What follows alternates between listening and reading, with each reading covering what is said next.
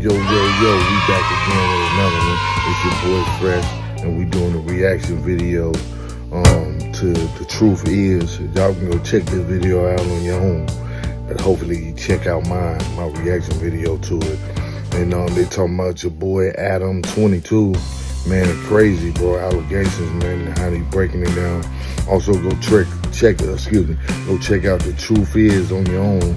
Subscribe to his page, man. He dope, bro. Got a bunch of shit, you know what I'm saying? It's your boy Fresh, man. Let's jump into it. Crazy, bro. And things are heating up. While everyone is pointing fingers at Adam, wondering if he's the feds, Adam just came out and admitted he's 100% helping the feds in their recent arrests of his No Jumper employees and guests. While I already knew Adam was aiding the feds, what he recently revealed on his podcast brings up a whole new question. Did the Crip leader Big U orchestrate the hit on Nipsey Hussle? Well, according to Adam, that might just be the case. Hey guys, I hope all is well. Welcome back to The Truth Is, where I drop new videos every other day exposing the truth. In today's episode, we will be talking about Adam22 admitting he is cooperating with the feds. Let's get right into it.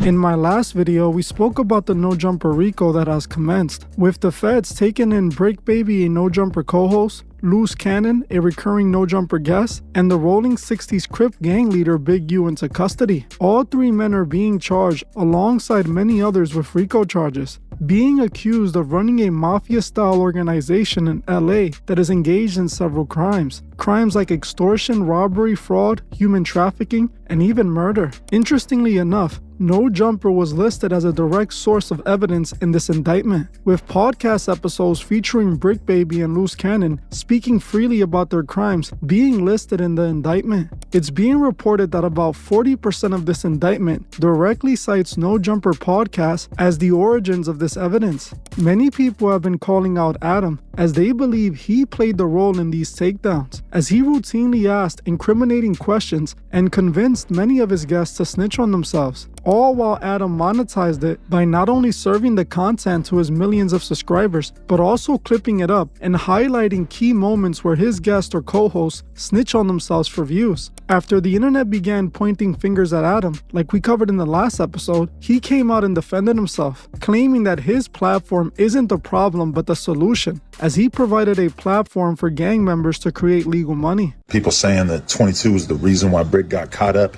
22, you know what I do. I put people in position, put them on the podcast, give them jobs, help them make legal money. A lot of the shit you're getting caught up for, especially with Brick, it's like, I'm not seeing anything that says anything about stuff that he's done in the last 2 years since he been us, right?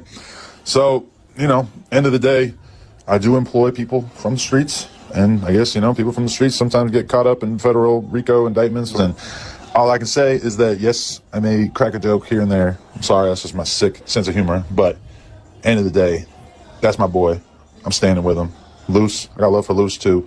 We're gonna be documenting this whole thing, helping him along the way, whatever it is. So anybody acting like this is because of No Jumper, no Jumper was the antidote to this. As you heard for yourself, Adam claims No Jumper was the solution, not the problem. The remedy for these gang members to get out of the streets and make legal money. The only thing is, if he claims his platform was the solution, why are his co-host and his platform's guest in jail right now? Not long after Adam posted this, he revealed that he was actually visited by the feds, claiming that the feds visited him in his home the day before yesterday. Now, the feds didn't show up to arrest Adam22 like some people are falsely reporting. They actually came to speak to him. And boy, did Adam22 speak. Adam22 reported on social media that he would be talking about his visit by the feds on his next podcast. Of course, Adam will be using this serious situation for views and clicks that he can monetize and profit from. Now, on the podcast, he claimed that when the feds visited him, they asked him to provide certain information. According to Adam22, they requested he turn in information regarding a cease and desist document that Big U sent in to No Jumper. This cease and desist sent by Big U was requesting Adam take down a podcast episode in which his guest, Loose Cannon, accused him of being somehow involved in the death of Nipsey Hussle. According to Adam, he voluntarily handed over the documents.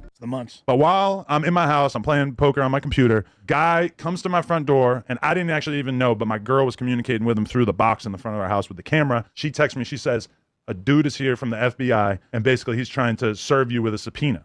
And so she told him, Adam's not here, and he's off at work or whatever. I forget what she told him. And so I immediately hop on the line with my lawyer. I say, what should I do? I don't want to, handle this situation wrong. Over and over and over, I've sat down with rappers or whoever who tell me about situations in which they divulge too much information to the police or whoever, and it ended up coming back to bite them. Especially something comes to mind is like, now that being said, I'm not really that worried because I know that I myself haven't been involved in any criminality, but I figured I would have my lawyer take care of it. So my lawyer reaches out to the guy who came to my door.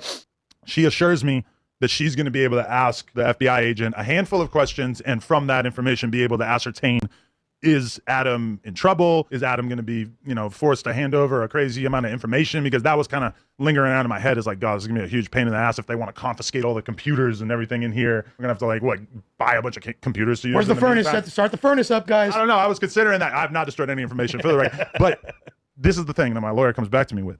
She said the feds were interested in one thing and one thing only. Because in my head, I'm thinking they're going to want copies of the podcasts that Brick or Luce were on. They're going to want to make sure that there wasn't anything in those podcasts that was edited out. Now, anybody who knows me and No Jumper knows that we really don't like to edit things out. So the only stuff we're editing out is if it's like a 4-alarm fire, like, yo, we need to take this out. So I don't think there's ever been something that Brick or Luce told us that they needed us to edit out. But the one thing that the feds wanted was the cease and desist from Big U to No Jumper, asking us to take down the episode in which Loose Cannon first made the explosive statements that suggested that Big U had previous knowledge of Nipsey Hussle's death. Now, that situation is very much outside of what was mentioned in the indictment. In the indictment, there's nothing about Nipsey. There's nothing about any of that stuff.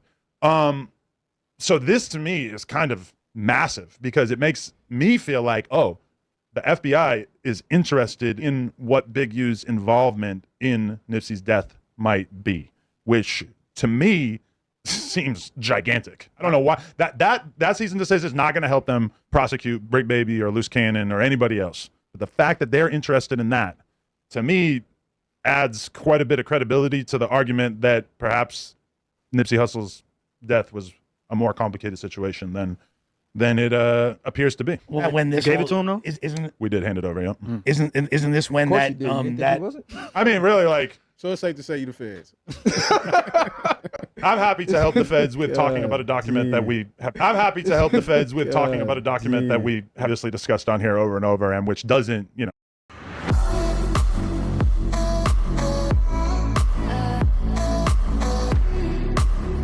doesn't implicate anybody that I know or whatever. And it's not like.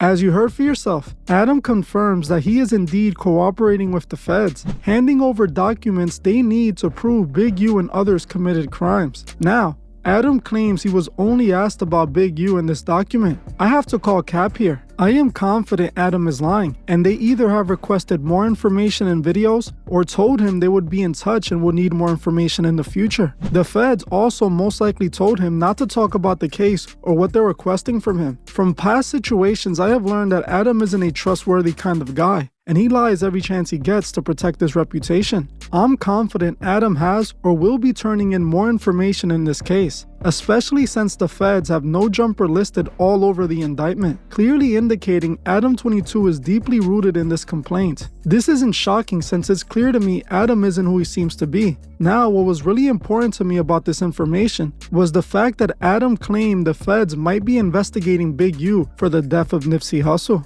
This was big news to me because, like I reported in my last video and in other videos about a year ago, Loose Cannon had claimed Big U might have had something to do with the death of Nipsey Hussle. According to Loose Cannon, before Nipsey's death, he was contacted by Big U, who told him Nipsey was dead. The only thing is, according to Loose Cannon, that wasn't true. At least not yet, as after he got off the phone with Big U, Loose Cannon called Nipsey to see if it were true, but Nipsey answered the phone and confirmed he was still alive. So Loose Cannon assumed what Big U said was a lie, only to get a call not long after that Nipsey Hussle had been taken out. On the No Jumper podcast, Loose Cannon suggested that Big U had to be in some way involved, as he knew about it before it even happened. Loose Cannon also claimed that Big U and Nipsey Hussle were sort of beefing, claiming that Nipsey Hussle made a whole diss song to Big U, which Big U wanted to fight Nipsey Hussle over. This is No, that's crazy if they was beefing, man, and that's crazy. I don't understand. Like, a lot of them folk were hating on dudes, man. Like, that's what's crazy, man. And that's what I say, bro, about this street politics shit. Like, people turn on you, love you one day, there ain't no real love, bro. Dude was trying to do, he was decent, just finna blow, man. If that's true, allegedly. Like, just finna blow. And that happened to him, you know what I'm saying? People be so jealous, bro. And snake you, bro. That's why you gotta watch out, bro. You gotta watch out. Watch out for these niggas, man.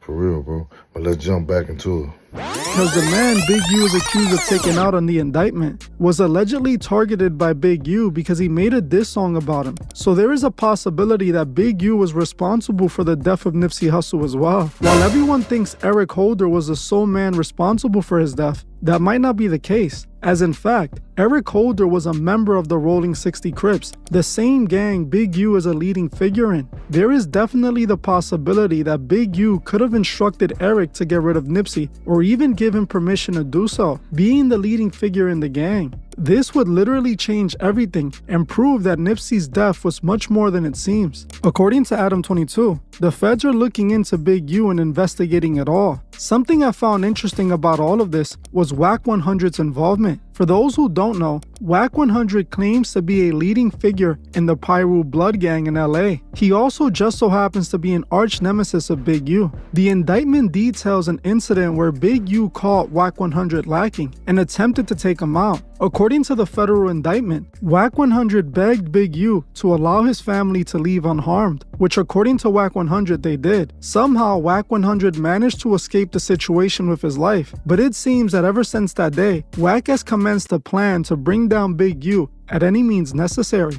We see that clearly in this episode of the Adam and Wack Show, where Wack 100 brought Loose Cannon as a guest. For those who don't know, Loose Cannon just so happens to be a Rolling 60s Crip and a former enforcer for Big U. Loose Cannon had a falling out with Big U, and Wack 100 quickly became his ally. In this episode of the Adam and Wack Show, Wack brought Loose Cannon in and deliberately led him into snitching on himself and Big U. This episode is literally listed in the federal indictment because Loose Cannon made those claims about Big U possibly setting up Nipsey Hussle. It's obvious to me this was Wack's plan all along, an ingenious method in taking down his opposition. Just like Adam22, who purposely goes out of his way to trick his guests into snitching on themselves. Speaking about those Adam got arrested, in my previous video, I noticed many of you were claiming that you don't see a problem with Adam getting his criminal guest arrested. Some of you even went as far as to claim that I was defending the criminals and instead should be applauding Adam22 for cleaning up the streets, with some commenters claiming it's the guest's fault, not Adam's, as they were the ones who chose to snitch on themselves for clout.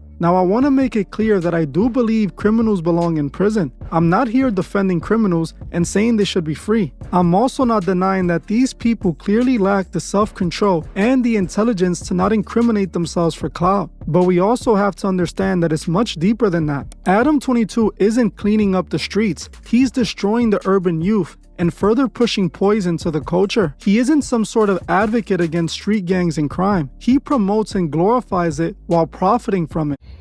Yeah, as you see, man, there's some crazy allegations on Adam22, man, and the Big U thing and all that. He's setting people up. People getting on these podcasters and stuff and telling on themselves, bro. He just putting the mic there, throwing you a couple dollars, giving you the 15 minutes of fame. You could do that on your own, bro. You telling on yourself and telling on people, bro. Same with, what's the name? Wack 100, all them type of folk. Telling on themselves, bro. Snitching, man. That's the same thing. The new age snitching. Straight up, man. But you know what I'm saying? We'll catch you on the next one. Keep your mouth closed. Stack up some money. Put your people on. Each one teach one. We all could be something. Everybody ain't got to be a gangster. Want to be a doctor, a lawyer, or do something. You know what I'm saying? You getting up here snitching for dude. But yeah, we'll talk about it on the next one. It's your boy. I'm out.